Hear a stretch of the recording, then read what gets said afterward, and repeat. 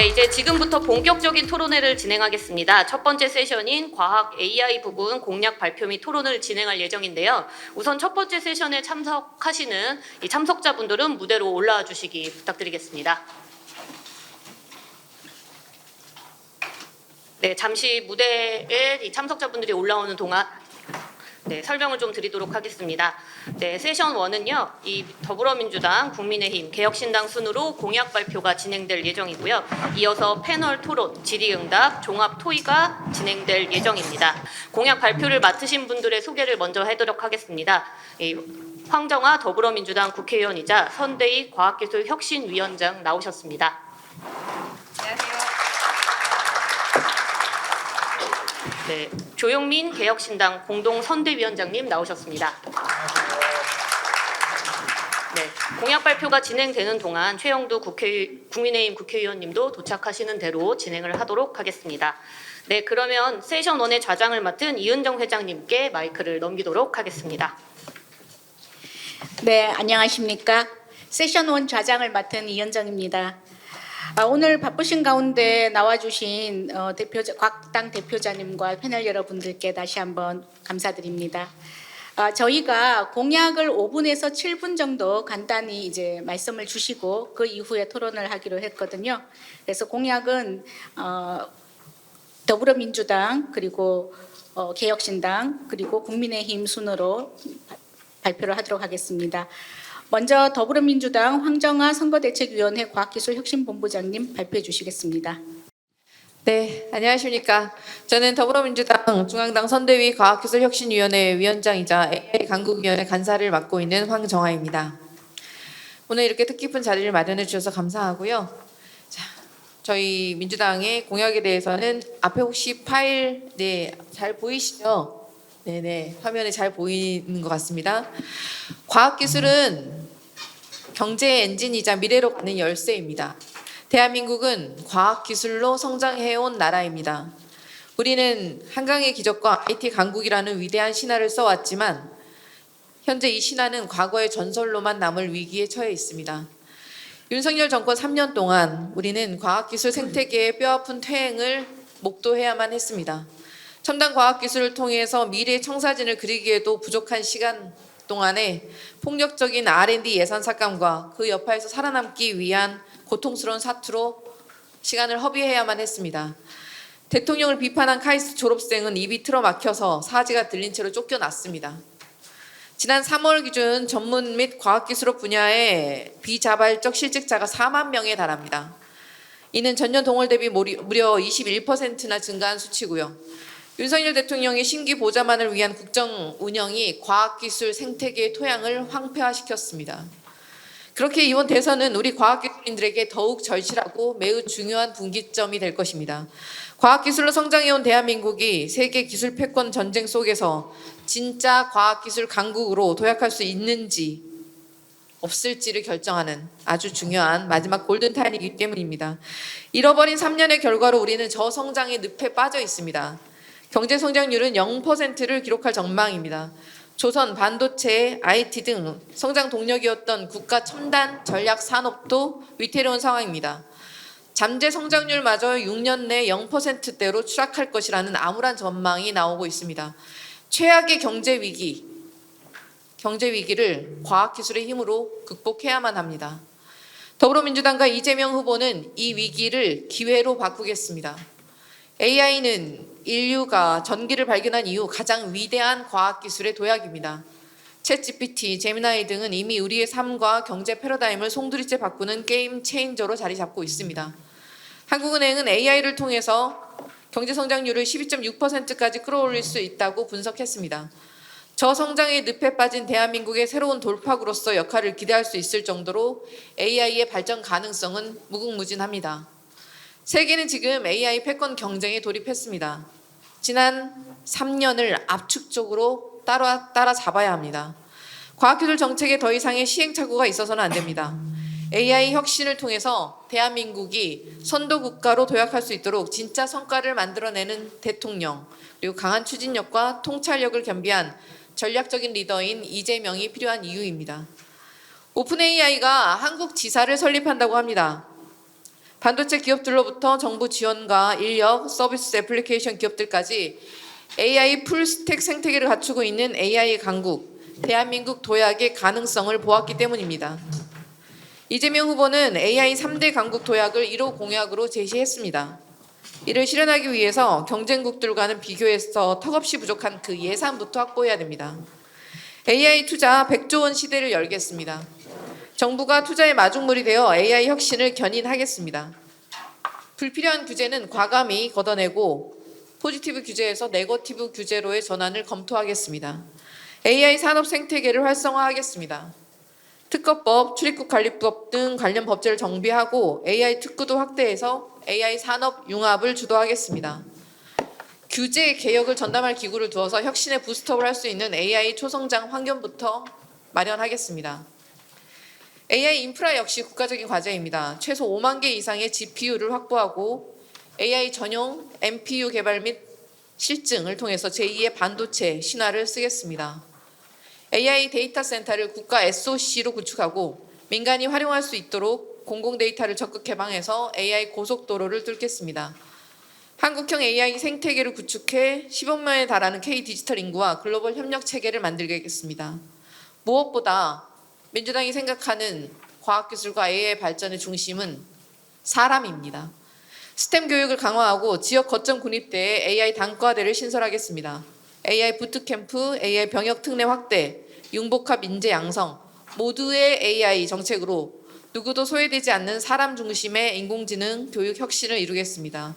그리고 이 모든 과제를 대통령이 직접 챙길 수 있도록 국가인공지능위원회의 위상과 역할을 강화하겠습니다. 대통령실에 AI 정책수석, 즉 CAIO, 국가 최고 인공지능 책임자를 임명하겠습니다. 일명 대한민국 AI 짜르를 두어서 범국가적 인공지능 전략을 수립하고 추진해 나가겠습니다. 한국형 AI 생태계 구축 청사진에 대해 누군가는 갈라파고스가 될 것이라면서 허황된 꿈이라고 말하기도 합니다. 그러나 이는 소버린 AI의 전략적 중요성을 간과한 채 가성비만 따지는 상인적 문제의식에 갇힌 판단이며 현실을 직시하지 못한 감상에 불과합니다. 국가의 백년지 대계를 가성비로 재단한다면 대한민국의 혁신 성장은 시도조차 해보지 못한 채 좌초하고 말 것입니다. 지금 우리는 AI 혁신의 갈림길에 서 있습니다. 안 됐다, 안 된다, 어렵다, 불가능하다, 비토와 회의만으로는 한 발짝도 나갈 수 없습니다. 지금 대한민국에 필요한 것은 불가능을 증명하는 사람이 아니라 가능성을 실현할 수 있는 리더입니다. 과학기술계 종사자 여러분들과 함께 대한민국의 성장 엔진을 다시 가동시키고 다시 한번 성장의 길을 열겠습니다. AI, 반도체, 바이오 헬스, 우주항공, 에너지 등 첨단 산업에 대한 R&D를 최대로 확대하고 벤처 스타트업 육성 방안을 적극 추진하겠습니다. R&D 성과 활용 및 사업화 촉진을 위한 혁신박스 도입 검토, 모태펀드 예산 확대, 윤석열 정부가 삭감했었던 벤처 스타트업 R&D 예산 확대, 기술 사업화 전용 R&D 예산 확대, 신성장 분야 청년 창업 기업에 대한 법인세, 소득세 부담 확대 등을 통해 혁신이 일자리로, 산업으로, 경제로 이어지도록 하겠습니다. 또한 연구자의 자율성과 창의성을 보장하고 도전적이고 장기적인 연구가 가능한 연구 환경을 조성하겠다고 약속드립니다. 정부 총 지출의 4.4%에 불과한 R&D 예산 대폭 확대하겠습니다. 연구자는 연구에만 전념할 수 있도록 정부가 든든한 뒷받침이 되겠습니다. 이러한 R&D 정책의 수립, 기획, 평가의 과정에 현장 연구자들의 참여를 확대하겠습니다. 현장과 동떨어진 관료주의적인 탑다운 방식이 아니라 바텀업 방식으로 대한민국의 과학기술의 청사진을 현장 연구자들과 함께 그려가겠습니다. 혁신의 중심에는 언제나 사람이 있습니다. 이공계 학생과 박사 후 연구원들을 처우 개선하고 학생 연구원 인건비 확대 등 이공계 핵심 인재 양성을 전폭적으로 지원해 사람이 떠나지 않는 현장을 만들겠습니다. 연구자들이 모이고 대한민국이 연구하기 좋은 대한민국을 만드는 일에 최선을 다하겠습니다. 과학기술과 지역 균형 발전을 함께 도모하겠습니다. 지역 거점 국립대학이 세계 수준의 연구 중심 대학이 될 수 있도록 집중적으로 투자하고 세계 유수 대학이 협력할 수 있는 글로벌 공동 연구 허브를 조성하겠습니다. 지방정부가 주도하는 지역 자율 R&D를 통해 기술 혁신의 다양성을 높이겠습니다. 선조들이 꿈꾸던 진짜 과학기술 강국 대한민국의 길을 닫겠습니다. 과학의 승리자는 모든 것의 승리자다. 1934년 대한민국이 처음 과학의 날을 지정하며 내세운 구호입니다. 이제는 진짜 과학기술, 진짜 AI 혁신으로 대한민국의 미래를 다시 설계해야 할 때입니다.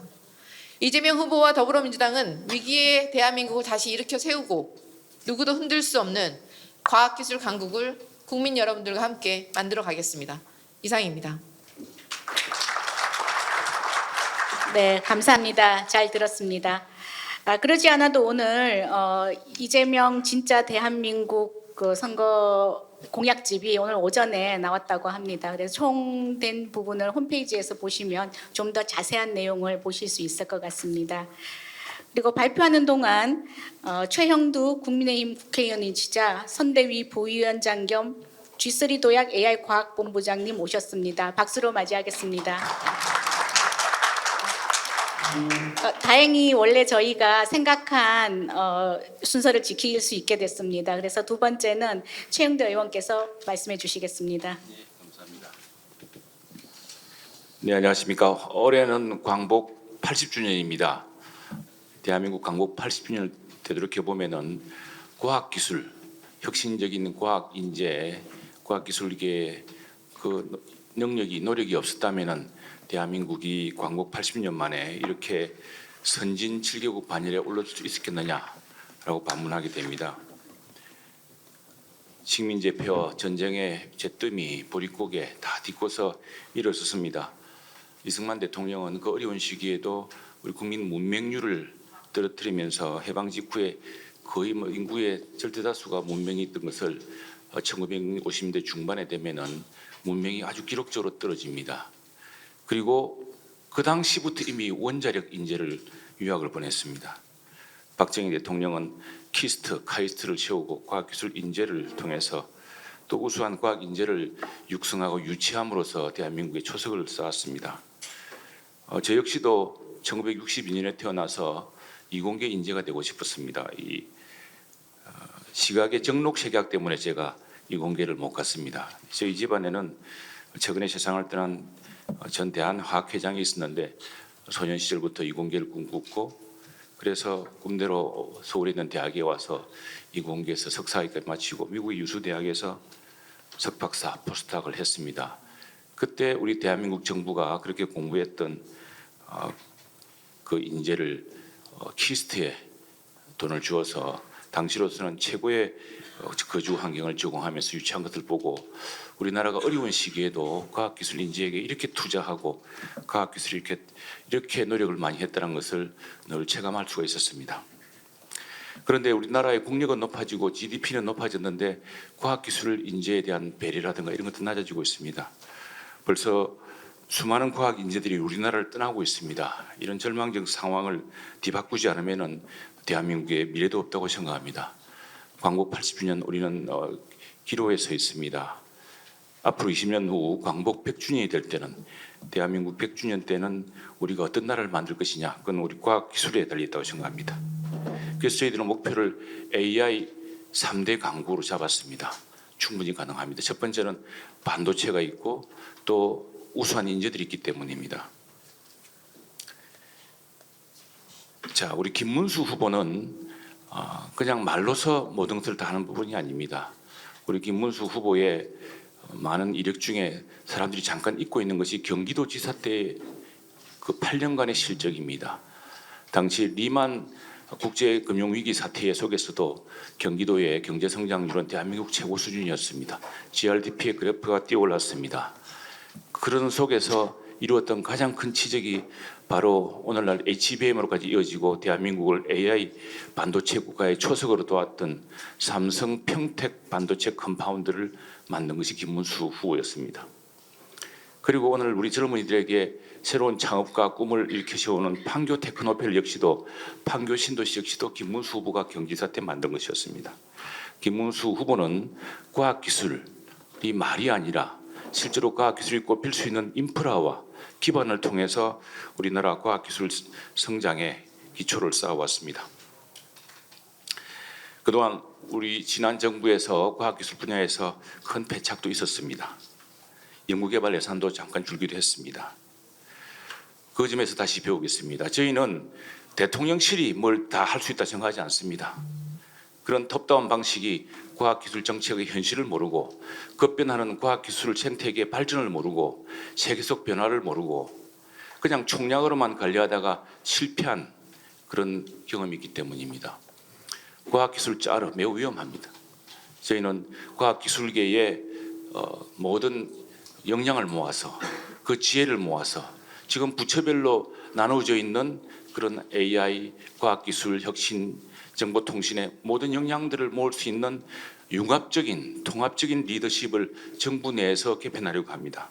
그것이 바로 AI, 과학기술, 정보통신을 총괄하는 부총리직 신설입니다. 이 점에 대해서는 민주당도 비슷한 생각을 갖고 있다고 생각합니다. 과학기술의 날 만든 것은 박정희 대통령 말기던 60년대였습니다. 올해가 58주년이었습니다. 과학기술의 입국의 의지를 되새기면서 국민들께 드리는 약속은 다음과 같습니다. 과학기술 퍼스트 대한민국. 과학기술을 통해 지난 80년 그랬듯이 앞으로도 국가를 재도약시키겠습니다. 국가 예산의 5%를 이상을 연구개발에 투자하겠습니다. 현재는 4% 수준이지만 이를 획기적으로 내려가겠습니다. 그리고 연구개발은 국가 전략기술과 기초연구에 집중할 것입니다. 인공지능, 반도체, 바이오, 양자, 우주항공을 비롯하여 대한민국의 미래를 이끌 전략기술 기술 연구개발은 5년 내 10조 원 규모로 확대하겠습니다. 연구개발이 원활히 이루어지도록 투자 제도도 개선하겠습니다. 특히 급속한 기술개발 발전에 빠르게 대응하기 위한 연구개발 예비 타당성 조사는 조속히 폐지하겠습니다. 이를 위해서 국가재정법과 과학기술기본법을 개정하겠습니다. 지금 저희가 미국이라든가 중국이란 이런 나라들과 비교해 보면은 과학기술 예산 투자 규모가 절대적으로 작습니다. 그런데 속도는 턱없이 늦습니다. 왜냐하면 예산을 국가 총량으로 관리하면서 예산 타당성 예타라는 제도를 거치기 때문입니다. 지금 우리가 이 연구개발을 해야겠다고 결심해도 예타를 거치면 2년이 늦어집니다. 2년이 늦어지면 우리는 20년 이후를 기약할 수가 없습니다. 그런 세상에 사는데 지금 현재 국가재정법, 과학기술기본법은 아무리 국가가 심급하게 국가 운명이 걸린 과학기술 개발이라 하더라도 그 연구개발 예산을 확보하려면 2년간을 기다려야 합니다. 이런 제도 획기적으로 고치겠습니다. 그리고 지역의 연구개발 활성화도 중요한 과제입니다. 지역과학기술혁신법을 조속히 제정하겠습니다. 우리나라의 미래를 책임질 과학기술인들이 행복한 나라를 만들겠습니다. 이를 위해서 과학기술기본법을 개정해서 과학기술인들이 모두가 지위, 처우, 권리를 보장받을 수 있는 선진화된 법제를 만들겠습니다. 이는 물론 지금 다수당의 민주당의 절대적 협력이 필요한 사안입니다. 이공계 대학원생이 자긍심을 가지고 학업과 연구에 전념하도록 노력하겠습니다. 이를 위해 우수한 석박사 학생들에게 장학금을 대폭 늘리겠습니다. 현재는 1,000명에게 지급하고 있지만 앞으로는 그 10배인 10,000명에 지급하겠습니다. 그리고 올해부터 연구 생활 장려금 예산도 배로 늘려서 연구개발 사업에 참여하는 거의 모든 학생들에게 혜택이 돌아가도록 하겠습니다. 포닥이 연구 중추로 성장하도록 지원하겠습니다. 포닥의 연구비와 인건비를 지원하는 별도 사업을 늘려나가고 출인연구소와 4대 과기원 같은 국내 우수기관은 물론 해외에서의 연수를 대폭 확대하겠습니다. 또 종사자에 대해서는 직무 발명 보상금을 근로소득이 아니라 기타 소득으로 과시하는 방안도 강구하겠습니다. 수많은 여성과학자들이 있습니다. 여성과학자들의 경력 단절을 줄이기 위해서 휴직 등에 따른 대체 인력을 탄력적으로 지원하고 우수한 경력자, 연구 공백이 우려되는 분야에 근무하는 분에 대해서는 정년 인장을 적극 검토하겠습니다. 무엇보다 현장의 목소리에 귀를 기울이겠습니다. 현장의 목소리를 외면하고 빠르게 급변하는 광속의 속도로 나아가는 연구개발 현장의 실태를 모르고 대통령실에 앉아서 예산 규모를 조정하고 나누고 하는 그런 어리석은 짓을 되풀이하지 않겠습니다. 각종 양식을 간소화해서 과제 제안서와 연구 보고서를 작성하는 부담을 경감시키겠습니다.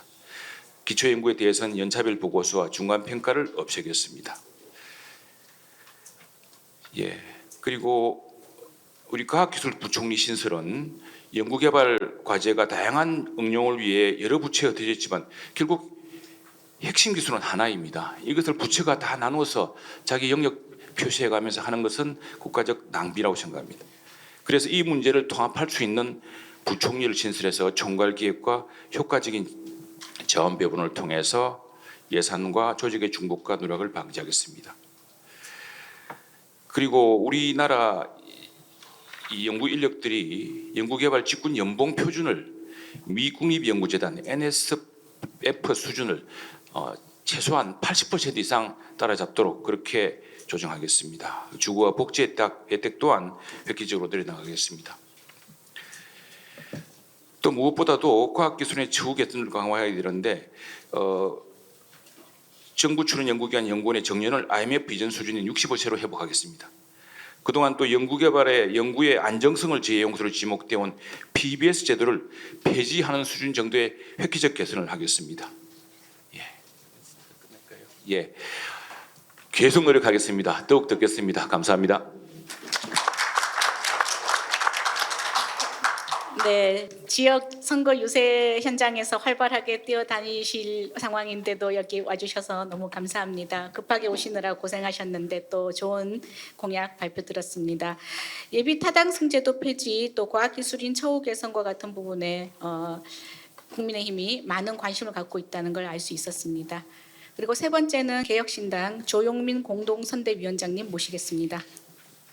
네, 안녕하세요. 조용민입니다. 저는 산타모니카랑 한국에서 벤처 캐피탈을 지금 하고 있고 후보님 그 요청 주셔서 이번에 캠프에서 좀 도움을 드리고 있습니다.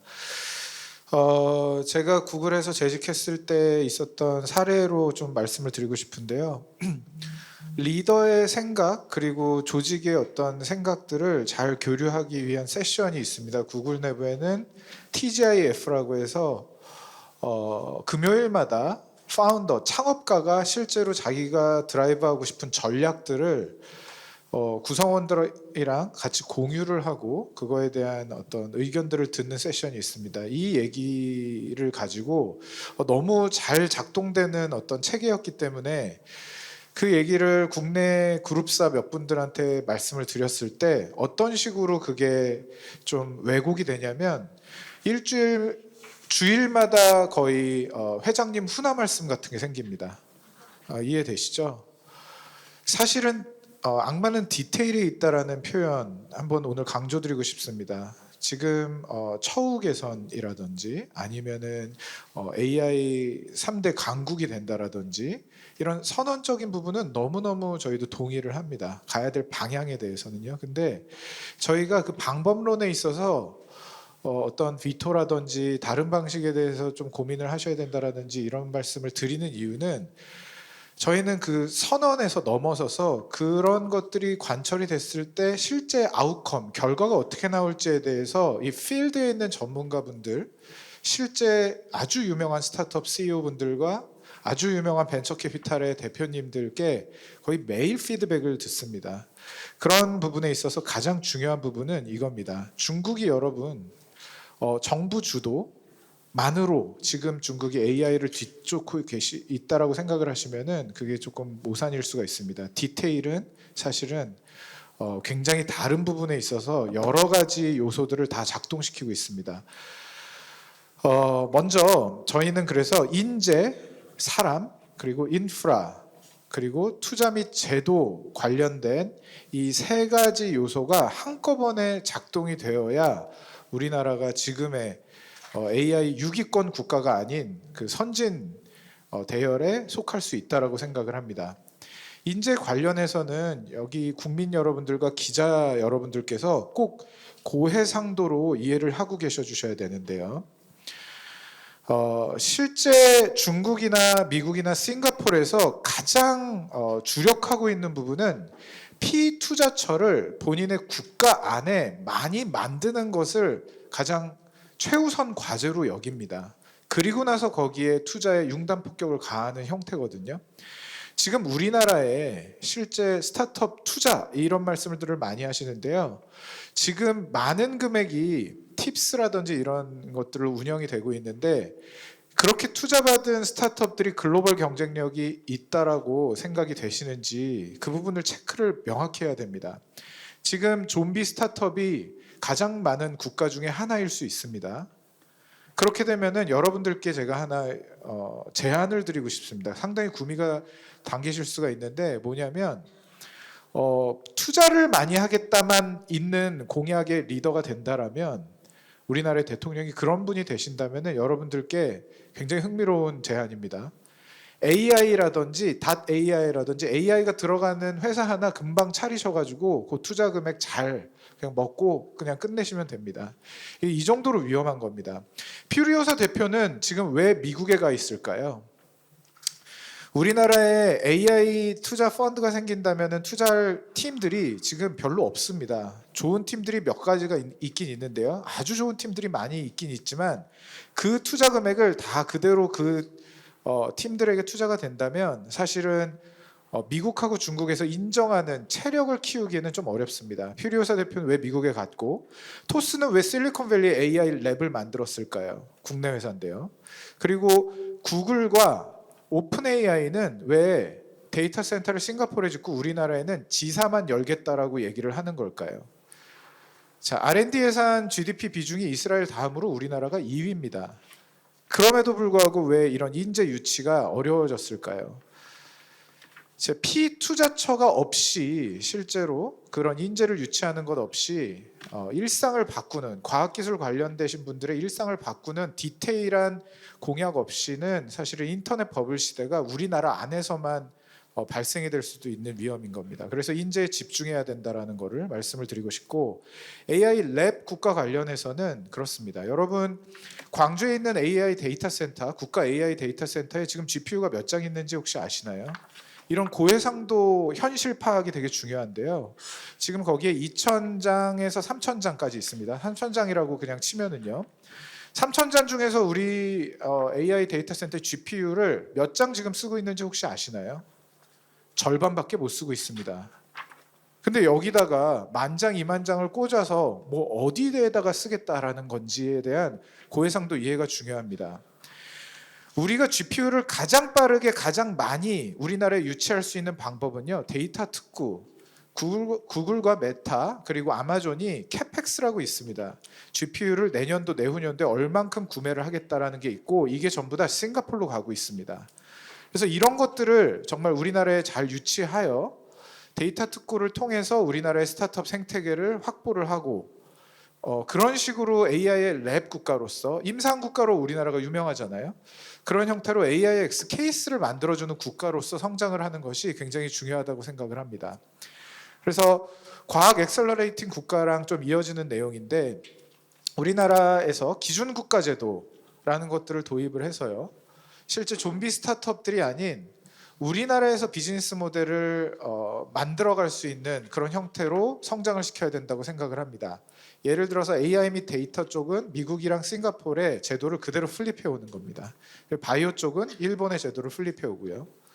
그리고 지금 하나 좀 말씀을 드리면 라지 랭귀지 모델 관련해서 여러 가지 이따가 뭐 기자분들이 질문을 주시겠지만 우리나라는 버티컬 머신러닝 쪽으로 가는 것이 훨씬 더 밸류가 있고 이런 부분에 있어서 버티컬 머신러닝들을 많이 활용할 수 있는 구조로 가기 위한 벤처 투자들에 대한 가르마를 정확하게 잘 타서 제도를 운영을 해야 된다라는 것들을 말씀드리고 싶습니다. 이 부분은 사실 글로벌의 투자자들하고 코인베스먼트를 어떻게 할 것이냐 이런 부분에 대해서 많이 배울 것들이 있다라는 거죠. 우리나라가 지금 전성기라고 합니다. 근데 이 전성기가 끝이면 후손들한테 너무 미안하잖아요. 제2의 제3의 전성기는 인재, 인프라, 투자 및 제도가 잘 하모나이즈를 했을 때 만들어질 수 있다고 생각을 합니다. 삼성전자, SK하이닉스 이런 기업들의 지금 방향성을 한번 보십시오. 제가 이 이야기로 마무리를 하고 싶은데요. 엔지니어가 리더였을 때요. 이 기업 중에 한 기업에선 이런 일들이 있었습니다. 향후에 시장에서 선택될 기술이 어떤 것인지 모를 거기 때문에 세 가지 기술을 동시에 TF를 만들어서 운영을 합니다. 그리고 세 가지 기술 중에서 시장이 채택하는 거에 있어서 선택과 집중을 빠르게 애자일하게 결정을 했었던 시절이 있었습니다. 엔지니어가 리더였을 때입니다. 그러다가 재무 담당자 혹은 그냥 경영형 리더가 맡게 되고 나서 이 회사는 세 개의 기술을 동시에 하는 것이 아니고 그냥 그 중에 하나를 선택을 해서 결정을 하고 진행을 하다가 그 기술이 채택되지 않았었을 때 HBM이죠. 태스크포스를 그냥 꺼버렸습니다. 그리고 나서 이 회사는 따라잡지 못하는 3년이 생기게 됩니다. 이렇게 엔지니어 마인드셋이 없이 실제로 과학기술에 접근을 하다 보면은 선언형 공략 등만 생기게 되는 것이죠. 그래서 디테일한 부분을 좀 챙겨가면서 보는 그 우리 후보의 아주 한 땀 한 땀 들어가 있는 공약들을 고해상도로 봐주시고 그것에 따라서 여러분들이 결정을 해주시면 좋지 않을까, 그런 말씀을 좀 강조드리고 싶었습니다. 감사합니다.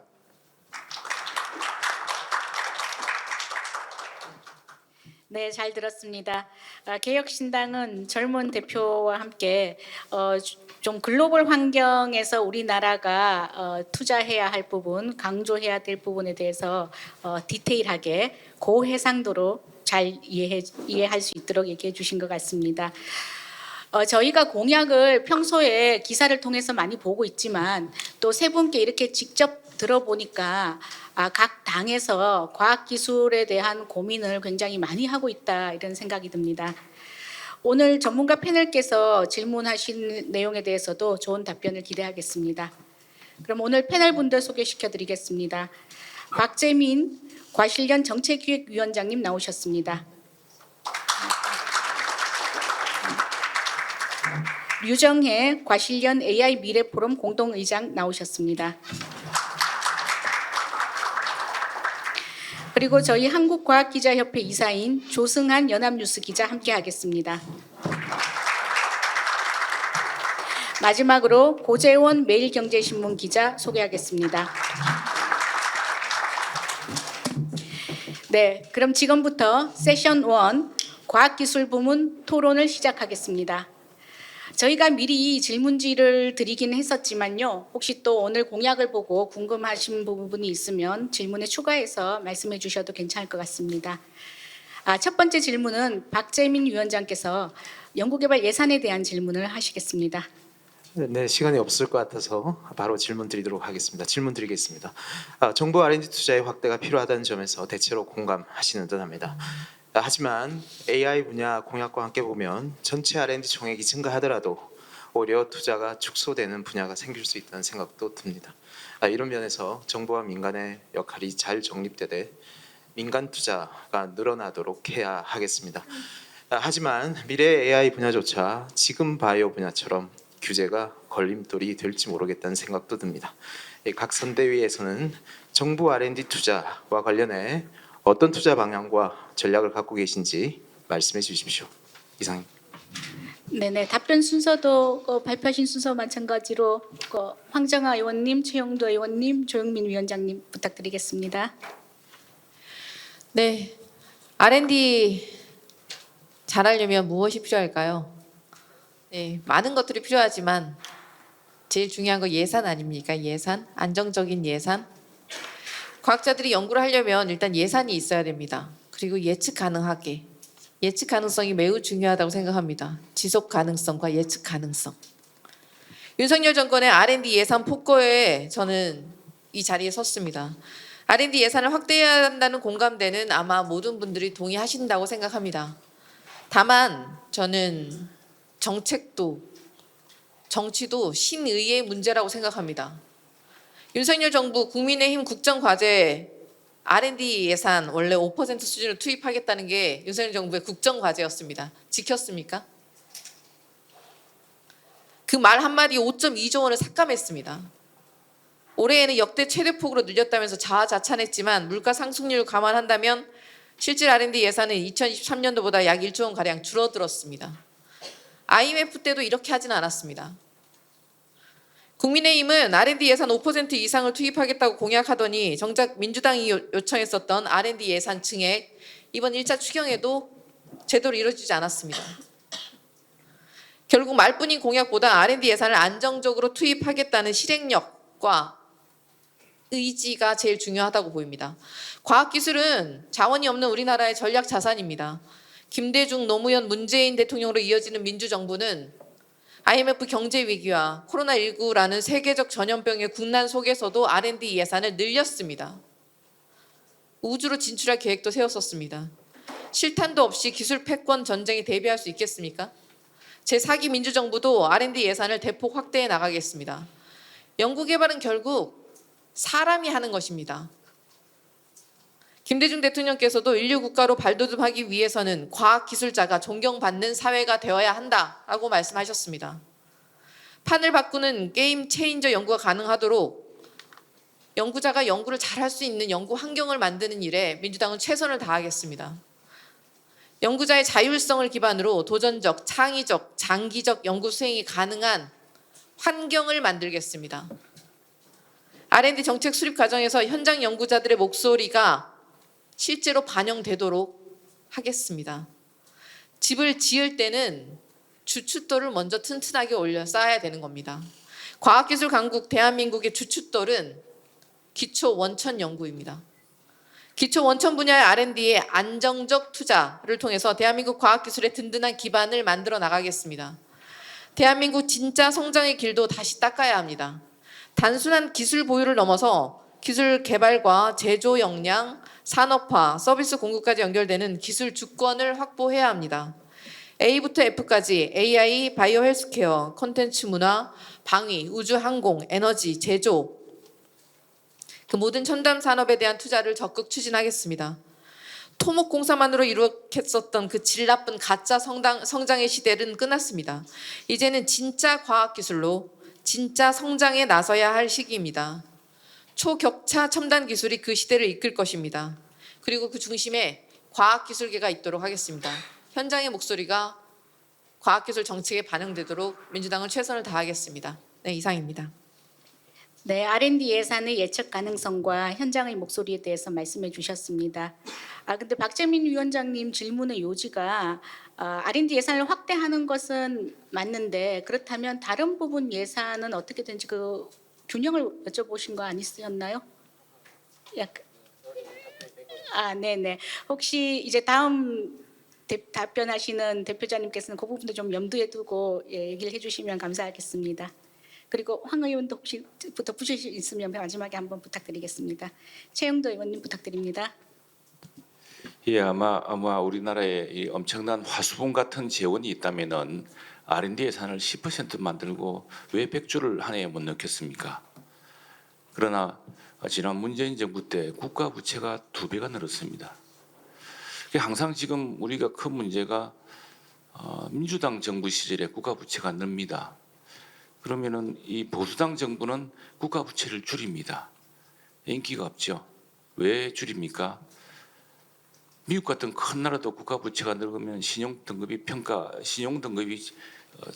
떨어집니다. 우리 같이 개방 경제 국가에서는 조달 금리가 높아집니다. 그리고 기업들이 더 힘들어집니다. 금리가 높아져서. 그래서 그 재원의 한계가 있는데 이 재원을 균형을 유지하면서 어떻게 유지할 것이냐 이게 매우 중요합니다. 그런데 지금 GPU를 사도 GPU 돌릴 전기값이 없다고 합니다. 왜 그렇습니까? 전기값이 엄청나게 올랐습니다. 전기를 돌리려고 하면은 저렴하고 지속 가능한 전력이 있어야 되는데 그것이 대한민국이 오랫동안 자랑하던 원전이었습니다. 그런데 어느 정부 시기에 원전 탈원전 한다고 급속히 줄이는 바람에 갑자기 석탄이 늘어나서 기후 악당 국가의 오명을 듣다가 갑자기 또 LNG를 하다 보니까 LNG 원가가 엄청 높아져서 지금 한전 부채가 200조를 넘었습니다. 그런 상황을 두루 살펴야 되는 그런 매우 참 어려운 균형점을 찾아야 한다고 생각합니다. 그러나 이제 우리가 분명한 것은 어떤 경우에라도 5%라는 국가재정상의 R&D 목표는 지켜나가자는 것이고 또 하나 이런 재정을 마련하더라도 이게 지금 보면은 제가 예결위를 해봤습니다. 우리 황정화 의원도 해보시는데 이게 뭐 부처별로 다 쪼개져 가고 있습니다. 같은 예산에 이런 이름을 태그만 바꿔가지고 효율성이 없습니다. 그래서 저는 과기부 총리가 이 예산을 통합적으로 관리하는 이게 똑같은 핵심 기술 하나 개발하면서 각각 부처의 밥그릇이 되는 이런 것은 막아야겠다 생각을 합니다. 그리고 이제 속도의 문제. 신속하게 R&D 이것도 무조건 예산 타당성 폐지를 하는 거 아닙니다. 왜 엄청난 장비를 도입하는데 그 장비가 10년 뒤에 쓸모없는 것을 막 도입할 수는 없는 거거든요. 장비 부분은 예탈을 하되 정말 순수 연구개발 부분은 빨리 정하자. 그건 우리 국회 가방에서 보고 또 우리 과학기자클럽에서도 살피고 또 과학기술전 총연합에서도 다 공론이 있지 않습니까? 그렇게 해서 속도를 높이자고 하겠습니다. 그리고 또 하나는 R&D 투자의 지속성을 확보하기 위해서 연구과제 평가 방식도 개선해야 된다고 생각합니다. 그래서 성실한 실패를 인정하고 실패 과정을 연구 자산화할 수 있도록 지원할 계획입니다. 또 말씀하셨지만 모든 국가 예산으로 할 수가 없습니다. 스타게이트라는 예산이 미국 연방정부 예산이 아닙니다. 여기는 일본의 큰 우리 손정희 회장의 예산, 또 오픈 AI 예산, 뭐 이 민간의 합당 파트너십으로 이루어지는 것입니다. 그래서 이 민관 협력을 통한 대규모 투자 활성화로 또 연구개발 펀드를 조성할 생각입니다. 그리고 아까 그 어느 방향으로 할 것이냐, 지금 중국은 제조 2025라는 목표를 통해서 뭐 오늘도 계속 기사가 나오고 있습니다만 국가적 목표가 설정되어 있습니다. 우리도 여기 오늘 김영식 이사장님 나와 계십니다만 국가적 목표가 있습니다. 특히 우리 국민의힘은 대한민국 미래기술을 3+1, 즉 인공지능, 바이오, 양자 그리고 우주라는 새로운 영역을 우리가 추구했습니다. 그리고 AI 반도체, 첨단 바이오, 양자, 우주 핵심 분야에 집중 투자할 계획입니다. 6G 연구개발을 통해서도 초공간 진행형 네트워크를 개발하고 또 뭐 저궤도 위성 통신까지 염두에 두고 있습니다. 시간이 다 됐나요? 네, 또 추가로 질문해 주시면 답변드리겠습니다. 네, 잘 들었습니다. 그러면 조영민 위원장님 부탁드립니다.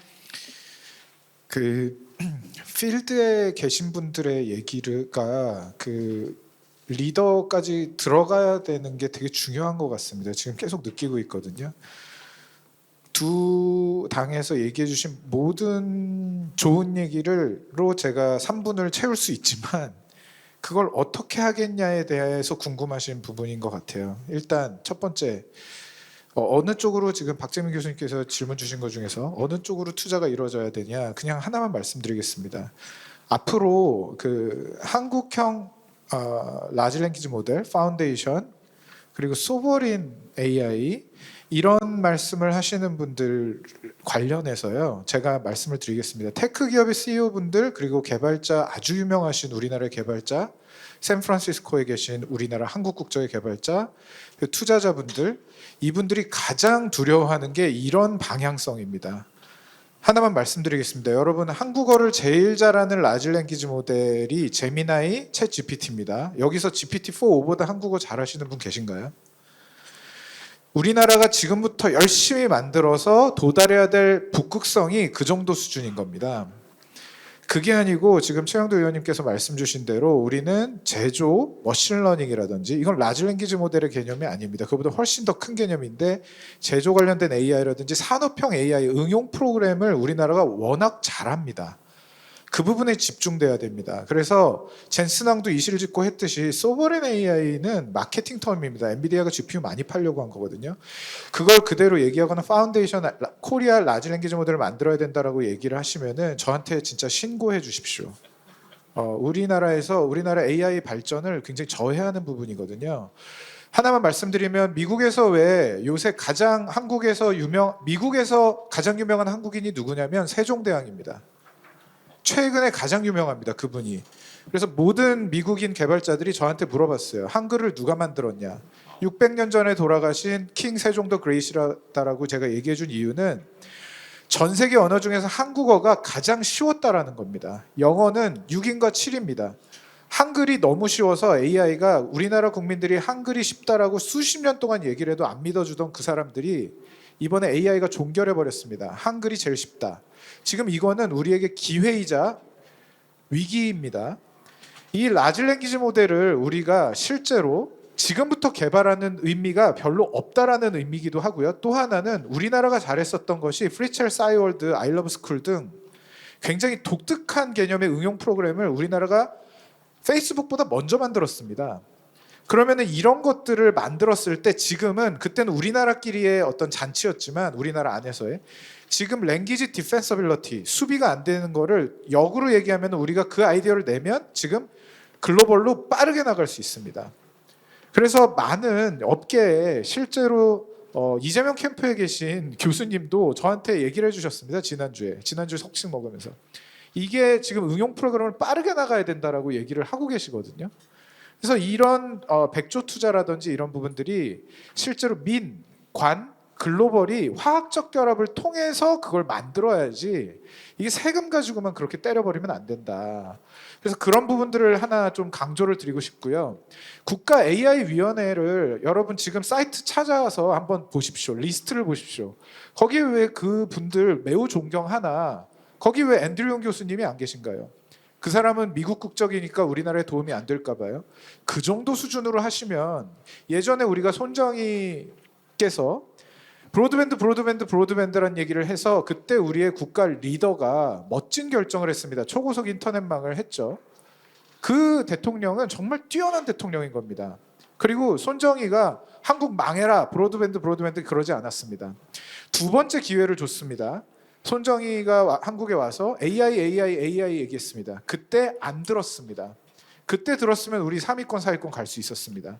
국가 AI-위원회는 민, 관, 글로벌의 전문가들 중에서 한국을 위할 수 있는 사람을 잘 필터해서 넣어야지 지금 어느 기업 싫다고 해서 한 기업이 지금 빠져 있습니다. 거기에. 그리고 어떤 외국인은 우리나라에 도움이 안 될 수도 있고 위험하니 교수님들, 명예교수님들 특히 그분들이 슈퍼스타였었던 시절이 있는 거고 지금 문제를 해결해야 될 교수님들이 따로 계신 거죠. 여기 좋은 교수님들도 와 계신데 제가 교수님들 전체를 말씀드리는 게 절대 아닙니다. 그래서 그런 부분들이 있고 또 중요한 거는 지금 여러분 GDP 대비 지금 몇 프로인지 아시나요? 이스라엘 다음으로 우리가 높습니다. 그러면 지금 문제는 뭐냐면 예산을 우리 후보도 6%대로 높이겠다라고 굉장히 강조를 했으나 우리 후보의 고해상도 방법론은 그 6%를 높이는데 그럼 어디에 높여야 되느냐라는 부분입니다. 기초과학 관련해서 지금 연구 비중이 미국은 전체 R&D 예산의 15% 수준입니다. 우리나라도 지금 9.8%인데요. 그걸 더 높이겠다. 이런 기초과학부터 다져나가는 그런 R&D 그 구분 이런 부분들이 가장 중요하지 않을까 생각을 합니다. 그래서 그런 부분을 좀 감안하셔서 R&D에 대한 좀 고해상도 방법론이 있어야 되지 않을까 생각합니다. 네.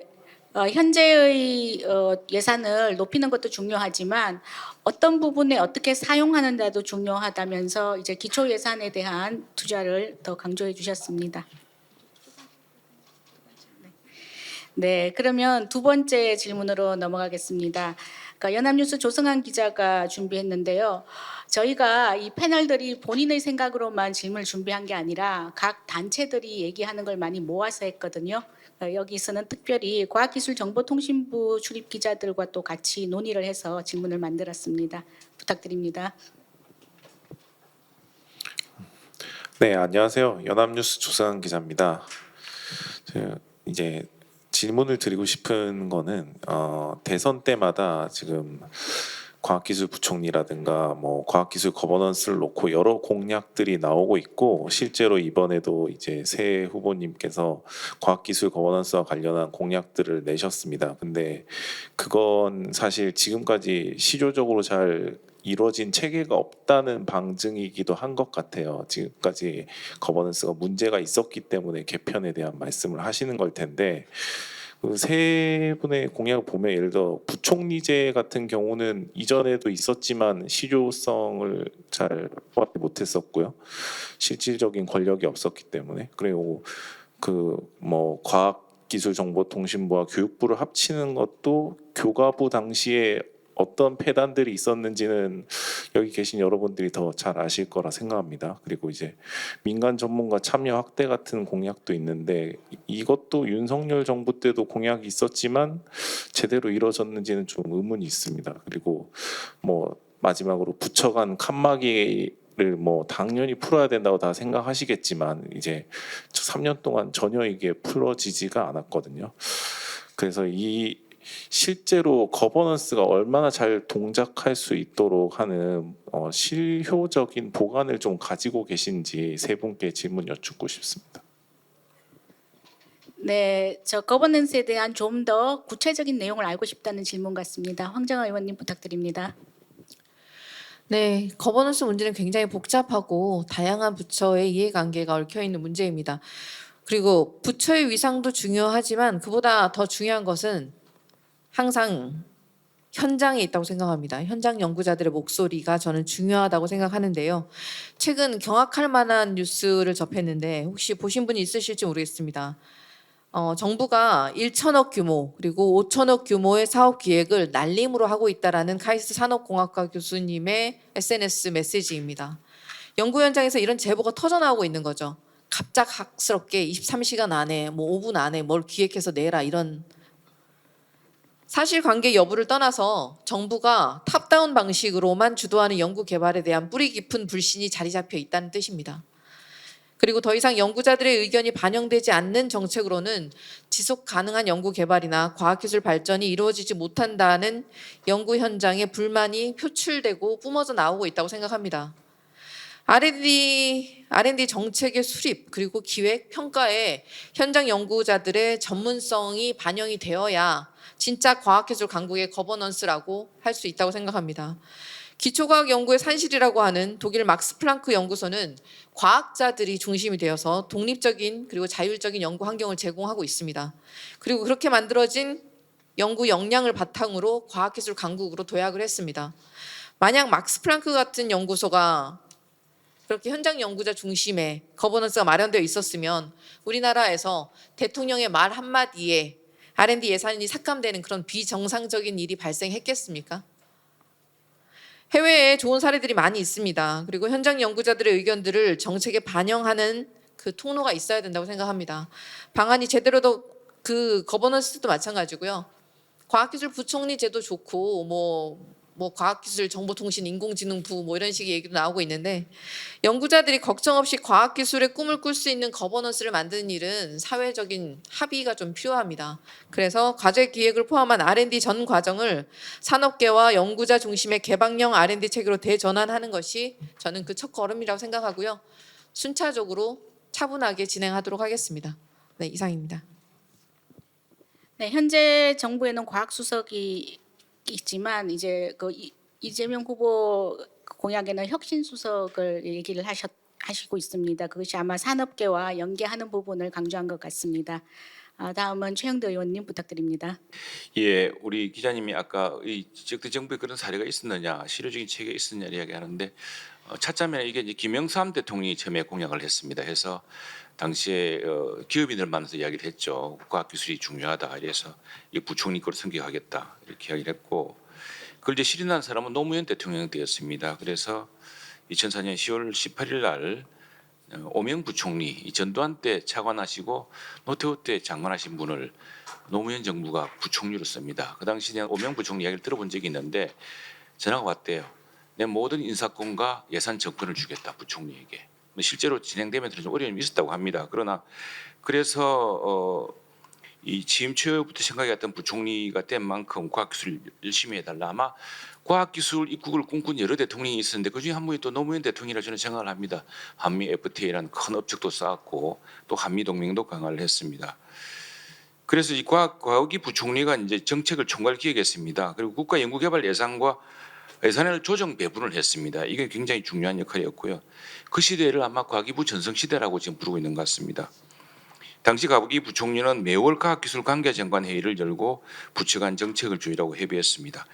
제가 우리 항정화님도 해보시지만 얘기를 여러 차례 해보면은 AI 예산, 과학기술 예산이 전 부처에 조금씩 중복되어 있습니다. 피지컬 AI는 어느 부처 예산입니까? 제조 AI는 어느 부처 예산입니까? 이것과 싸웁니다. 그래서 그걸 쪼개 보면은 중복 연구가 되거나 현실성이 없어지겠죠. 그래서 저는 우리 정부의 기능, 정부가 열심히 일을 다 잘하고 우리 대한민국 정부 효율적인데 모든 정부는 부처주의, 부처의 이익에 의해서 그 장벽에 의해서 서로 부딪히고 그런 갈등을 빚습니다. 이게 참 모든 정부의 큰 고민이기도 한데 그래서 이런 문제는 적어도 과학기술 분야에서는 그것이 최고의 과학과 기술과 혁신을 위한다고 한다면은 부처 간 쓸데없는 알력과 갈등은 줄이자는 것이 이제 저희 생각입니다.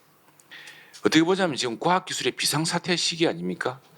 다른 나라는 앞서가고 우리나라는 뒤처져 있고 많은 인재는 빠져나가고 저는 9.11 사태 제가 워싱턴 특파원할 때 미국 의회가 9.11 사태를 어떻게 대비하는지를 본 적이 있는데 9.11 사태 때 알카에다가 미국을 테러할 것이라는 내용을 CIA도 알았고 FBI도 알았고 DIA도 알았습니다. 그런데 반쯤 잡을 뻔도 했어요. 근데 서로 정보를 공유하지 않고 각자 예산을 따로 쓰고 서로의 건수로만 생각했기 때문에 잡지 않았습니다. 알카에다가 테러를 한 뒤에 서로 다 알고 있다는 게 드러났어요. 그래서 이 말하자면 과기부 총리 같은 그런 개념으로 디렉터 오브 내셔널 인텔리전스라는 걸 만듭니다. 저는 그런 어떤 국가의 위기 사태에는 지금 부처별로 이렇게 나누어서 서로 이렇게 챙기고 있는 것들을 국가 전체 이익 차원에서 챙길 누군가가 필요하다 생각을 합니다. 제가 총리실에서도 일해보고 또 청와대에서도 일을 해봤습니다. 부처 간 이익과 갈등은 심각합니다. 옛날에 유명한 말이 있습니다. 트루만 대통령이 같은 국방부 내에서 해군부하고 육군부가 서로 싸우니까 전쟁도 좀 그렇게 열심히 해주면 얼마나 좋겠나라고 이야기할 정도로 참 부처 간의 소부처 이기주의는 큰 갈등인데 과학기술 분야에서는 그걸 없애야겠다. 그리고 굳이 찾는다면은 노무현 대통령 때 이렇게 과기부 총리가 과학기술 연례 예산회의를 하면서 조정했던 적도 있고 또 최소한 총리실에서라도 이걸 조정할 방법이 있다고 생각을 합니다. 네, 감사합니다. 부처 간의 연구개발 예산 장벽은 저희 과학자들이 계속 얘기하는 부분인 것 같습니다. 차기 정부에서 좋은 해법을 찾아주시길 바랍니다. 그리고 다음으로는 과학계뿐 아니라 우리 사회에서 가장 중요한 화두죠. AI 관련한 질문 준비했습니다. 제가 답변을 죄송합니다. 네. 네. 너무 이해합니다. 예. 선생님. 예. 항저우에 가 보시고 정책을 디자인해야 되고요. 캘리포니아에 가 보시고 정책을 디자인해야 된다라고 생각을 합니다. 지금 저장대학교나 스탠포드 버클리에다가 학생들한테 GPU 3장 줄 테니까 문제 풀어봐 이런 질문을 던지면요. 스탠포드는 그렇게 답합니다. 학생들이 3장 더 주세요. 교수님 뒤에 1000장 있잖아요. 이렇게 얘기를 해요. 우리나라 SNU 포스텍 카이스트 학생분들이라고 일반화하진 않겠지만 GPU 3장 줄 테니까 이 문제 풀어봐라고 얘기를 하면은 미국에서 6장 가지고 풀었다고 합니다. 저는 못 풉니다. 뭐 이렇게 얘기할 수도 있다고 얘기를 합니다. 저장대학교의 학생들한테 항저우 저장대학교 학생들한테 풀라고 하면은 GPU 3장 줄 테니까 문제 풀어봐 그러면 3장 가지고 못 풀면 잡혀가나요 하고 풀어버려요. 그게 딥식입니다. 딥식이 어떻게 만들어진 거냐면 그 창업가는 40살 넘었지만 나머지는 다 대학교 졸업한 지 1, 2년 차밖에 안 된 겁니다. 대학교 졸업한 지 1, 2년 차밖에 안 된 친구들이 딥식을 만드는 세상에서 살고 있습니다. 중국은. 그게 이익권 국가의 삶이거든요. 그러면 지금 이거는 필요에 의해서가 아니고요. 멋스러운 구조 조정을 위해서가 아니고 교육과 과학은 2025-26년에는 화학적 결합을 반드시 이뤄내야 될 타이밍인 겁니다. 이명박 정권에서 말씀 주시는데요. 그거를 PMI, Post Merger Integration이라고 한 부처 기업과 기업이 만났을 때 KPI나 골이 제대로 세팅되지 않은 예시를 가지고 지금 이 교육과학부가 어려울 거다라고 말씀하시는 것이 중요한 것이 아니고 그러면 어떻게 이번에는 성공시킬 거냐에 대해서 우리가 천재성을 거기 부여해야 된다라고 생각을 합니다. 첫 번째, 기업 일을 해보면 사실은 여러분 제가 장관님 여러분한테 제가 여쭤봤었는데 지난 정부, 지지난 정부 때 장관님 다른 장관님이 하신 질문이나 뭐 얘기를 행정부 회의 때 대통령한테 하는 얘기 기억나시는 거 있냐고 여쭤보면 아니 기억나는 게 없어. 왜냐하면 대통령 앞에서 다 뽐내기 대회 하거든. 자 이런 상황에서 우리가 어떤 식으로 교육과 과학을 화학적 결합을 만들어내고 그리고 기재부가 과연 과학기술부 장관님한테 예산을 왜 줄까요? 거의 안 줄 겁니다. 프라이어티가 떨어질 수도 있습니다. 잘못하면. 그래서 전략부총리라는 것 하에 실제로 우리나라의 전략 그리고 사회부총리 하에 사회, 안보부총리 하에 안보 이런 식으로 구조를 가져가는 것은 AI 공약 중에 굉장히 중요한 정부 부처 개편 공약이라고 봐주시는 게 되게 중요합니다. 저희 같은 AIX 펀드 회사들은요. 미국에서 저희가 투자를 할 때 가장 실패하는 요인이라고 분석한 것이 AI 거버넌스 팀 먼저 만드는 겁니다.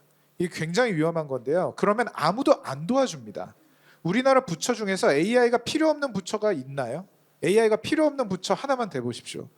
모든 부처가 AI가 필요합니다. 그런 상황에서 새로운 부처로 패러렐하게 평행적으로 만드는 것이 중요한 게 아니고 전략부총리가 AI를 주도권을 갖게 해서 실제로 예산이 제대로 작동되게 만드는 것, 이게 굉장히 중요한 실질적인 방법론이라고 생각하고, 이게 테크 기업이라든지 주요 기업에서 빠르게 치고 나가야 될 때 이 방법을 씁니다. 이 하이어라키 방법을 쓴다라는 거죠. 이 부분을 좀 우리 회장님이 좀 급하신 것 같으니 이렇게만 말씀을 드리고 마치도록 하겠습니다. 예. 네, 조영민 위원장님 죄송했습니다. 그리고 다음 질문은 류정혜 AI 미래포럼 공동의장께서 준비하셨습니다. 네, 안녕하세요. AI 미래포럼 유정입니다. 이제 AI가 이번 대선에서 굉장히 핫한 화두로 떠올랐는데요. 사실 그 한국이 이제 미국, 중국은 어쩔 수 없다 해도 한국이 기존에 강했던 이제 테크나 이런 부분들을 활용해서 AI 3위권 그래도 강국에는 올라가야 되지 않느냐라는 목표에는 많은 공감대가 이루어진 것 같습니다. 그래서 이 부분에 대해서 더불어민주당이랑 국민의힘 같은 경우에는 민간 합쳐서 100조 원 투자를 말씀해 주셨는데, 이게 뭐 실제 집행은 아직 완벽하게 이루어질 수 없다고 하여도 좀 유연하게 상황에 따라서 조정을 하시겠지만, 큰 틀에서 어떻게 이제 인프라나 인재, 뭐 산업, 규제 각각의 항목에 개략적으로 어느 정도 좀 집행을 하실 생각이신지 말씀 부탁드리겠고요. 또 이 부분이 AI 3위 강국 목표라는 목표에 어떻게 연결이 될 수 있는지에 대한 부분 말씀 부탁드립니다. 근데 개혁신당 같은 경우에는 뭐 100조 원 이런 이야기는 하지 않으셨고, 오늘 이제 여러 가지 부분에서 많이 말씀을 주고 계신데, 사실 좀 여쭙고 싶은 부분이 그 지금 말씀하신 부분에 많은 부분이 이제 공감이 가는데, 인재 양성이나 어떻게 보면 민간 역량 강화 지원이 중요하다는 부분은 저희도 굉장히 공감이 많이 됩니다. 근데 다만 그 AI가 기존에 저희가 느끼기에는 인터넷이나 모바일 시대의 지원과는 완전히 좀 다른 싸움이라는 생각이 듭니다. AI 같은 경우는 워낙 거대한 인프라 투자나 이런 부분이 필요하기 때문에 이게 국가에서 큰 예산 지원이나 이런 게 없이 가능한 곳이 과연 미국 외에는 얼마나 있을까, 약간 이런 생각이 들거든요. 그래서 이 부분에 대해서는 저희가 AI 3위 강국 목표라는 걸 이제 가지고 있는데, 이 부분은 이제 어떻게 생각을 하고 계신지, 예, 이 부분에서 말씀 부탁드리겠습니다. 네, 공약에서 말씀하셨던 AI 부분에서 좀 더 추가하실 부분들 간단히 부탁드리겠습니다. 황정아 의원님. 네. 더불어민주당은 AI 예산을 대폭 확대해서 AI 100조 시대를 열겠다가 1호 공약입니다. AI 100조 원 민간 투자의 마중물로 삼겠다는 것입니다.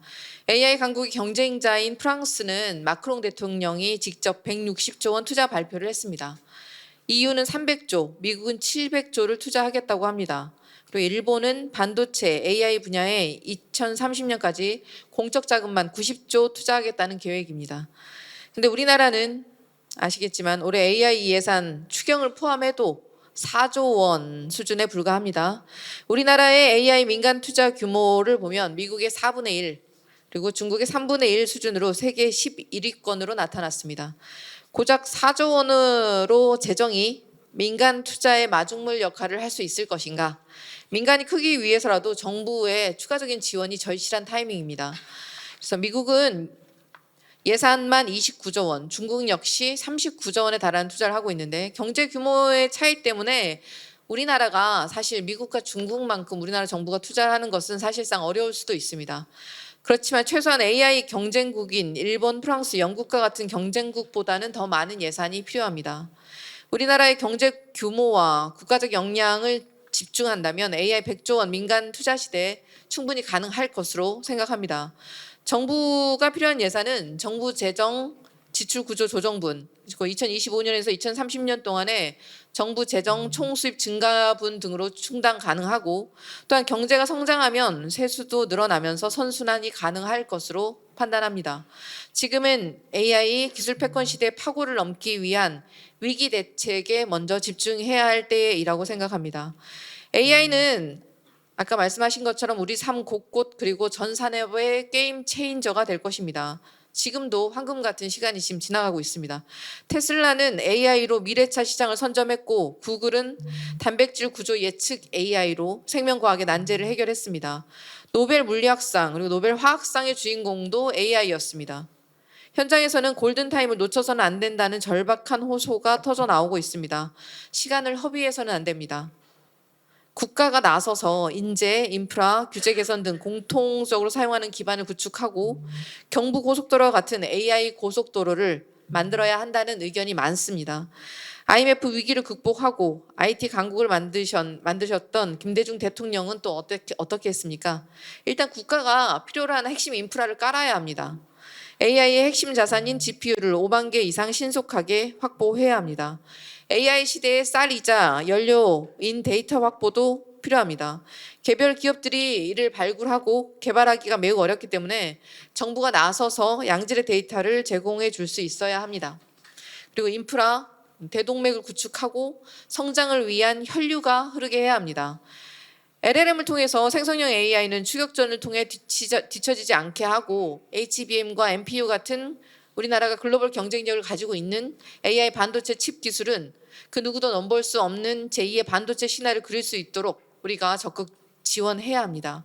그리고 그 기반을 바탕으로 제조업, 서비스업, 방위산업, 농업, 과학기술 분야까지 전 분야의 AX를 신속하게 추진해야 합니다.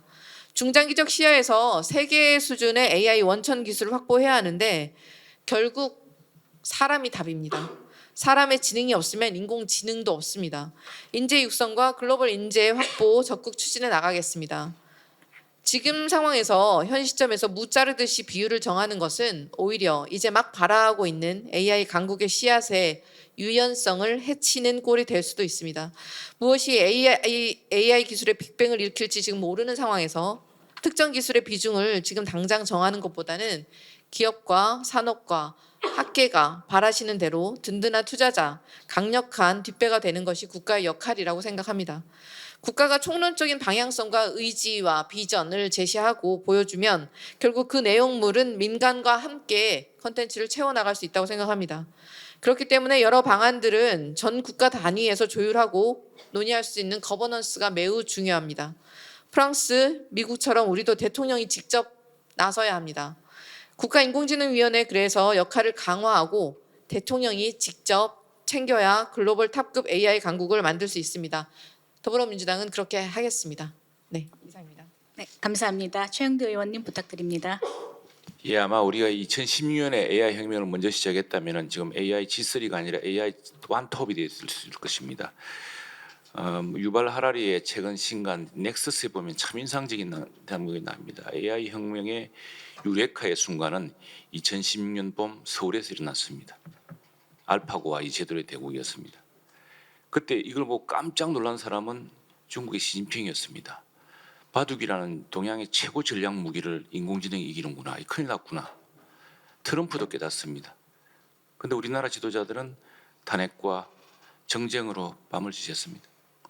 그게 10년이 지금 늦어지고 있습니다. 김문수 정부는 세계 최초의 AI 정부가 되겠다 이렇게 생각하고 있습니다. 김문수 후보랑 제가 유발 하라리 이야기를 좀 나누었습니다. 지도자가 똑똑해야 됩니다.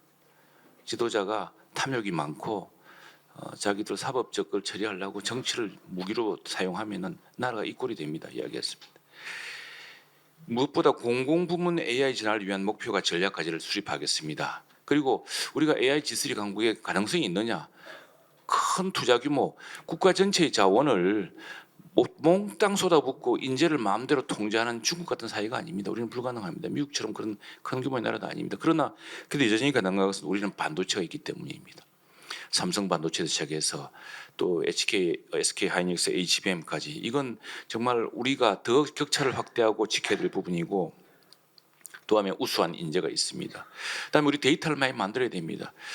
우리 조영민 위원장께서 말씀하셨는데 이 제조 부분에서 특히 우리나라는 제조 국가입니다. 이건 뭐 우리 지금 미국이 제조 국가가 더 이상 아니어서 조선이며 원전은 그를 지을 때 우리나라한테 동맹으로서 협조해 달라고 할 정도로 우리 제조가 뛰어납니다. 이 제조 데이터를 어떻게 할 것인가, 제조 데이터를 비롯한 데이터를 어떻게 정연할 것이냐. 이런 문제에 대해서 투자를 확대함으로써 투자를 집중함으로써 우리는 반도체 또 데이터 인재를 바탕으로 AI 강국의 기틀을 쌓을 수 있을 생각합니다. 또 무엇보다 전기가 중요합니다. 4차 산업혁명 AI 혁명은 무한정한 전기 에너지 시대입니다. 그 전기 에너지를 어떻게 감당할 것인가 원전밖에 없다고 생각합니다. 신재생으로는 터무니없이 부족합니다. 그래서 트럼프로 200기를 더 짓겠다 그랬고 유럽의 모든 국가도 지금 원전에 다시 몰입하고 있습니다. 지금 GPU를 구입해놓고 GPU 돌릴 전기 비용이 없어가지고 국회에 예산을 좀 달라고 대학들이 요구를 하고 있습니다. 전기 비용을 절약하고 또 실제로 지속 가능한 무한정의 데이터 전기를 제공할 기반이 필요합니다. 그것이 저는 AI 투자 학대 선언보다 더 실질적인 AI 투자 AI를 강화하는 기반이 될 거라 생각합니다.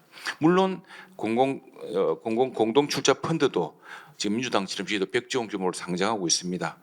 AI 예산도 이제 AI 예산이 26년부터 30년까지 한 100조 원 투자기를 세우고 있고요. 인프라 구축, GPU, AI 컴퓨팅 센터, AI 칩 스타트업, AI 인재 양성, 연구개발 데이터 허브 확충 뭐 다 있습니다. 무엇보다 저희들은 정부 전용 AI 공통 인프라와 개발 환경을 구축하고 그래서 2030년까지 공공은 AI 도입률 95%, 산업은 70%를 확장하는 계획입니다.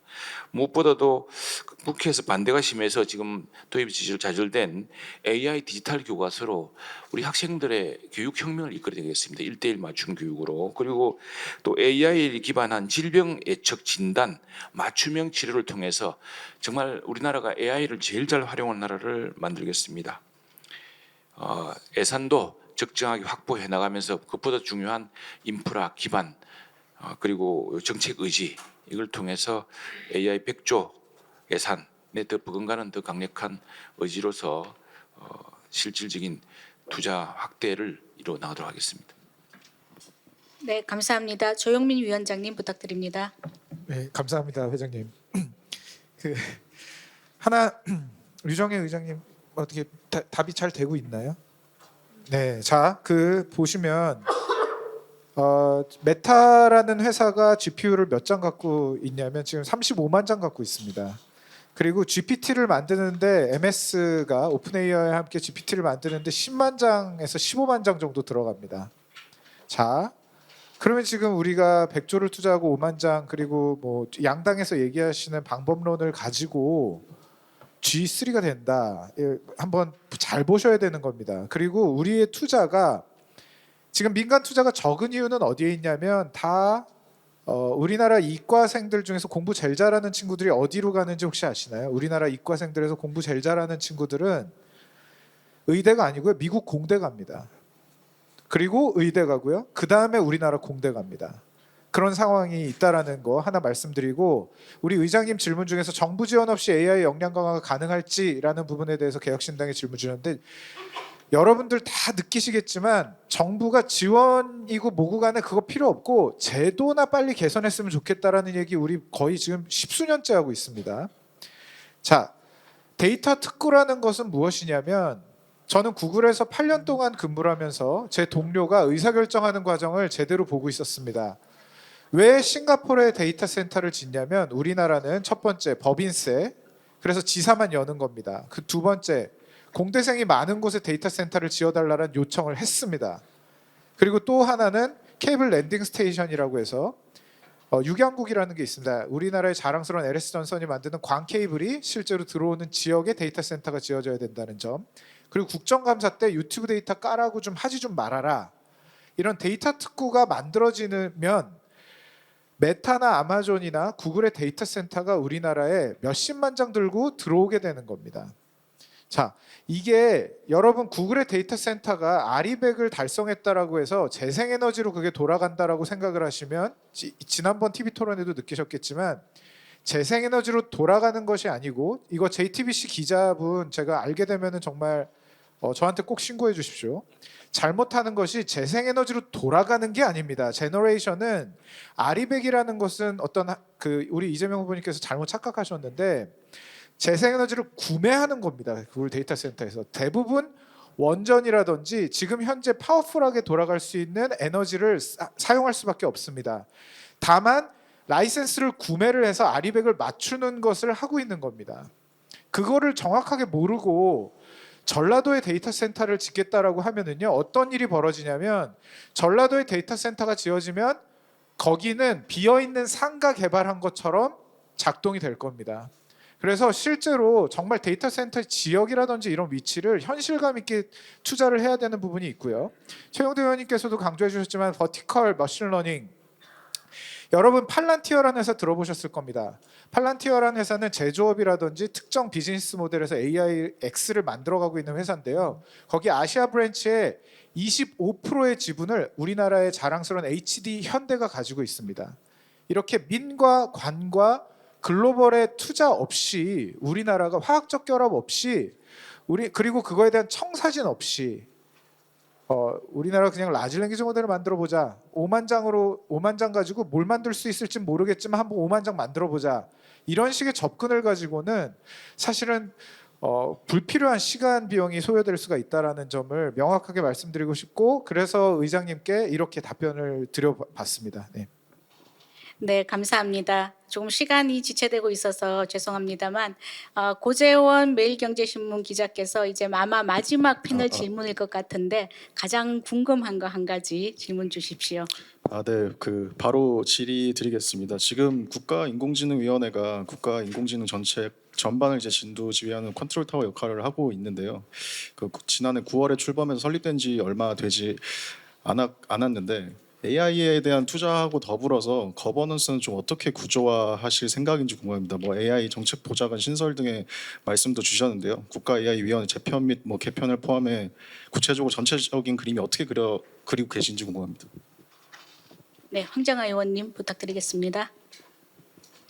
말씀하신 거에 정말 깊이 공감하고요. AI의 중요한 골드타임이었는데 지난 3년간 우리가 허송세월을 보내왔습니다. 그리고 작년 9월에 국가인공지능위원회가 출범했습니다. 그런 다음에 몇 번이나 회의를 했을까요? 한 번? 네.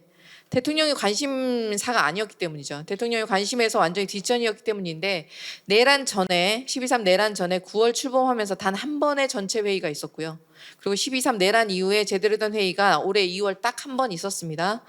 출마를 위해서 국정을 내팽개친 그 한덕수 전 국무총리, 그리고 위원을 거듭했던 최상무 경제부총리를 비롯해서 권한 대행들마저 말로는 AI 강국을 외쳤지만 실질적인 정책은 챙기지 않았습니다. 국가인공지능위원회의 정상화가 제일 먼저 해야 될 일이라고 생각합니다.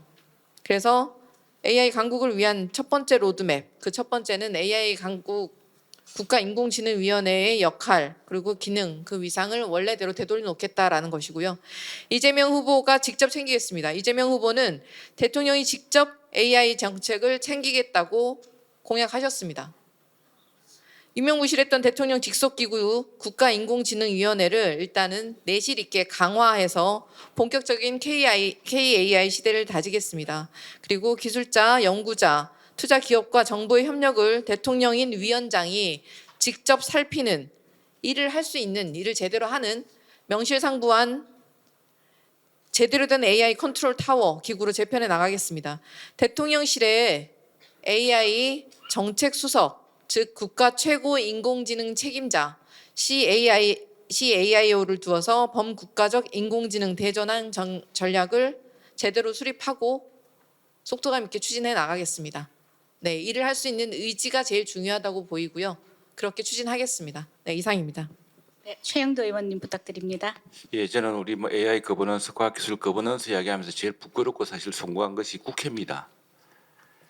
국회가 우리 과방이라 그러는 과방이.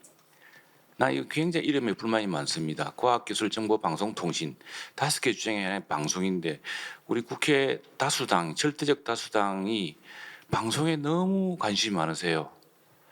그래서 이름도 과방입니다. 난 이거 반드시 이렇게 되니까 국회가 중심을 못 잡으니까 AI를 위해서 AI 국가위원회에 대해서 우리가 참 난 황정하면 참 존경합니다. 왜냐하면 우리 과방위에서도 과방위 과학기술정보방송통신에서 정말 과학자 출신 국회의원이지 않습니까? 근데 우리 당도 그렇고 저 당도 그렇고 전 방송 출신들이 막 와서 싸울 준비를 하고 있습니다. 그러니 거버넌스가 되겠습니까? 국회가 거버넌스의 기준을 잡아줘야 되는데 그래서 국회부터 바꿔야 된다. 방송은 싸울 것 같으면은 방송 지배구조 싸울 것 같으면은 특별위원회를 따로 두고 하자. 이렇게 매번 제안하는데 어찌된 것이 이게 AI 기본법 할 때도 그랬습니다. 이 여당 소수 여당이 이런 데 관심을 가지면은 다수 야당은 방송법 개정, 방통위원장 사퇴 뭐 이런 걸 딱 조건으로 내겁니다. 그러니 국가 AI 인공지능위원 이게 되겠습니까? 그래서 국회부터 제대로 이런 문제를 살필 수 있는 거버넌스 만들겠다 이야기 드리겠습니다. 예산 문제. 예산 우리 황정화 위원님과 제가 열심히 해서 다 올렸습니다. 정액했습니다. 그런데 검찰, 경찰 수사활동 경비 삭감하는 데 골몰해가지고 국회 민주당이 그걸 집중하는 바람에 합의가 안 돼서 그냥 삭감한 대로 통과돼가지고 예산에 공백이 생겼습니다. 그래서 저는 정부 내에서 거버넌스도 중요하지만 국회 내에서 이 문제를 살필 거버넌스부터 우리가 하겠다. 그리고 그래서 황정화 의원처럼 이렇게 과학자 출신 국회의원들이 과방에 과학기술정보통신위에 많이 들어와서 과학기술통신 중심으로 이 거버넌스와 예산과 정책을 논의하도록 그렇게 노력하겠습니다. 네, 조영민 위원장님 부탁드립니다. 예, 그냥 하나 말씀드리겠습니다. 국가 AI 위원회에 들어가셔서 리스트를 한번 보십시오. 6위권 국가의 수준이라고 보시면 됩니다. 근데 저는 6위권도 아닌 것 같고 9위권, 10위권 그분들이 이상하다는 게 아니고요. 거기 굉장히 존경할 만한 분들이 많이 계시지만 가장 중요한 거는 3위권을 지향한다. 그러면은 저는 프로포션이 어떻게 돼야 된다라고 생각을 하냐면 글로벌 학계에 계신 분들이 들어오셔야죠. 그러니까 그 국가 AI 위원회에 어떤 분들을 모실 거냐부터 굉장히 지금 완전히 달라져야 된다라는 겁니다. 거기에 있어서의 정치색이 있어서는 안 되고 현재는 한 기업이 빠져 있다라는 거는 그냥 영부인한테 밑보여서 빠진 거 아닌가라는 저희 테크 업계에 그런 의심이 있거든요. 그 정도로 굉장히 무식하게 짜여져 있는 게 있고 거기 존경하는 분들이 계시지만 그분들도 약간 부끄러우실 겁니다, 속으로. 왜 우리 여기 위원회 중에 어디는 빠져 있고 어디는 들어가 있지?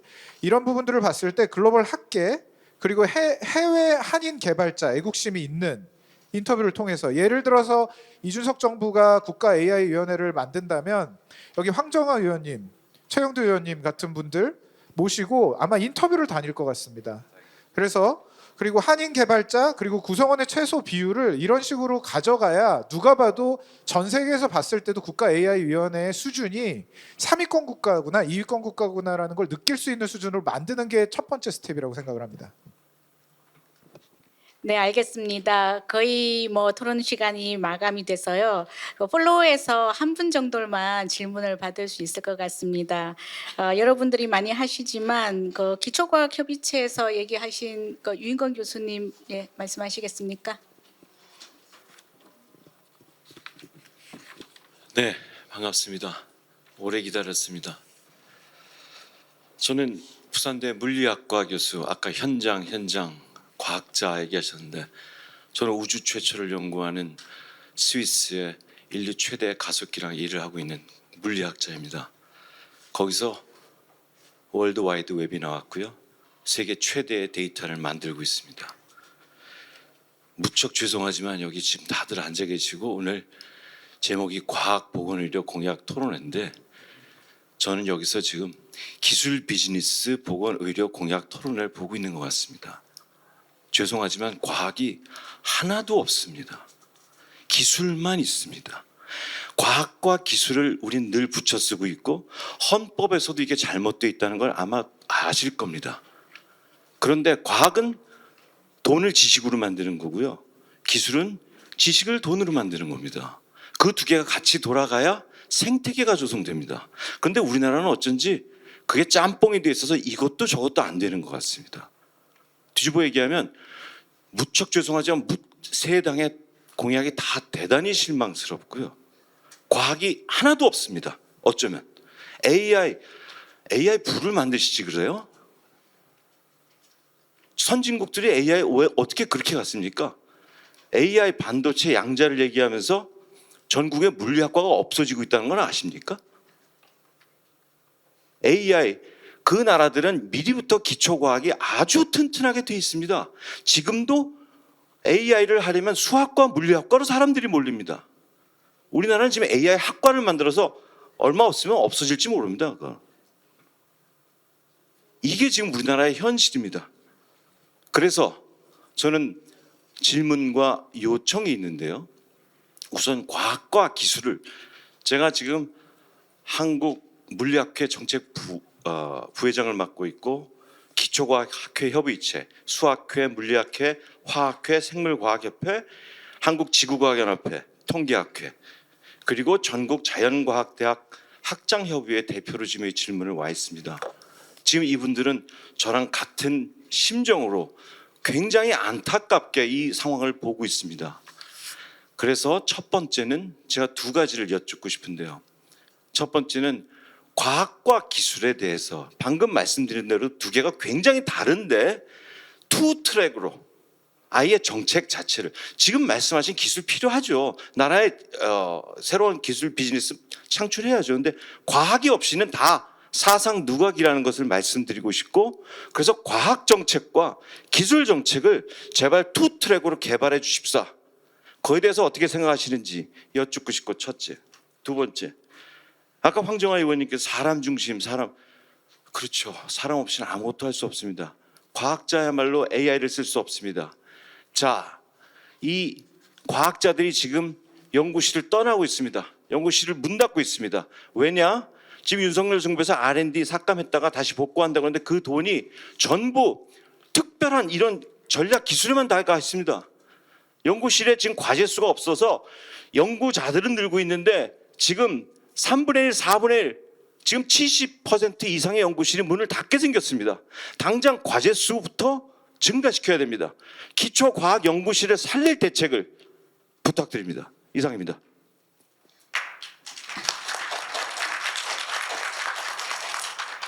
네, 잘 들었습니다. 그러면 황정화 의원님께 먼저 마이크 드리겠습니다. 방금 말씀하신 내용에 저는 200% 공감합니다.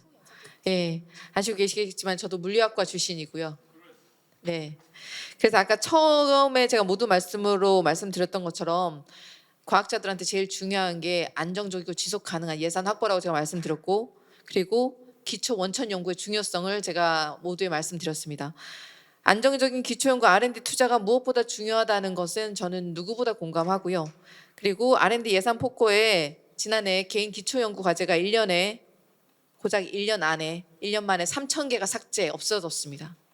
예, 기초 연구의 뿌리가 흔들리고 있는 것입니다. 그래서 현장 연구자, 그래서 중심이 되어야 된다고 제가 계속 말씀드리는 거고, 기초 연구라는 것이 어느 해에 잠깐 이렇게 결과를 볼 수 있는 것이 아니기 때문에 단기적인 성과를 볼 수가 없는 것이라 장기적인 안목으로 계속해서 지속적으로 지원이 되어야 한다. 그런 관점에서 정책을 만들겠다는 말씀을 드리는 거고요. 기초연구의 토양이 지금 고사 상태인 것을 누구보다 잘 알고 있습니다. 그리고 기초연구 없이 초격차 기술 같은 거 개발하는 거 너무 힘들다는 거 너무 잘 알고 있습니다.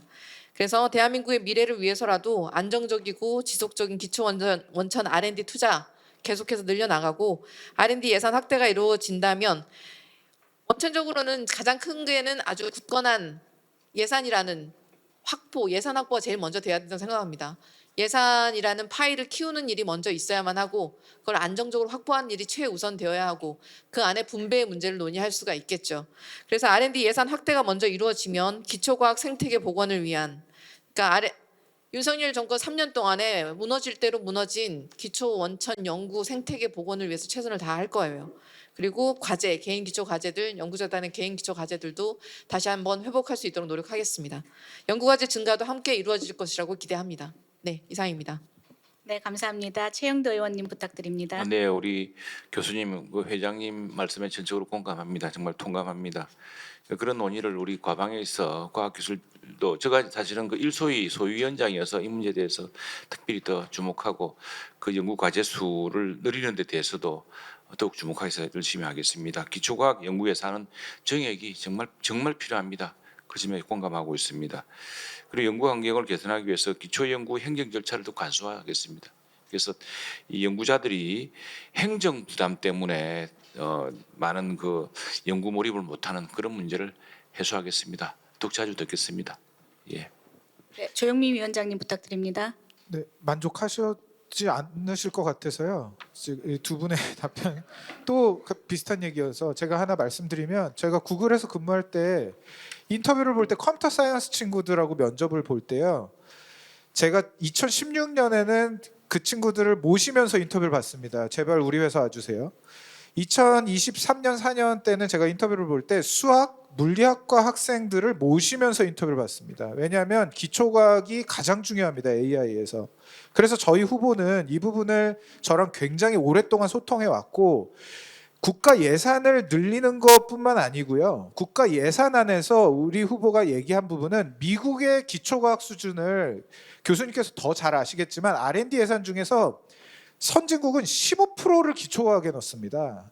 근데 그런 나라가 거의 없어요. 미국이 그 15%를 합니다. 우리나라가 지금 9.8%인데 그걸 높이겠다라는 공약을 고해상도로 지금 어필을 하고 있는 겁니다. 그 부분을 다시 한번 말씀드리고 수학과학 교육 관련해서도 저희가 교육하고 과학부가 그래서 합쳐져야 된다라는 부분을 좀 말씀드리고 싶고 저는 두 당과 달리 제가 지금 이 대선이 끝나자마자 미국에 들어갔다가 한 일주일 만에 나오거든요. 제가 교수님 괜찮으시면 제가 식사 한번 대접을 하면서 더 고해상도로 여쭙겠습니다. 제가 이따 명함 드릴 테니까 필요한 부분을 저한테 말씀 주시고 우리나라의 리더가 된다면 제가 모든 힘을 다해서 저희 후보랑 저랑 그 말씀하신 구상하고 계신 정책들을 꼭 반영할 수 있도록 하겠습니다. 제가 이따 명함 드리도록 하겠습니다. 기초과학은 제가 구글 있을 때부터 수학, 과학, 커그니티브 사이언스 이 부분을 모시면서 진행을 했었다라는 그 경험을 바탕으로 해서 우리 후보가 집중하고 있다라는 점을 다시 한번 강조드립니다. 예.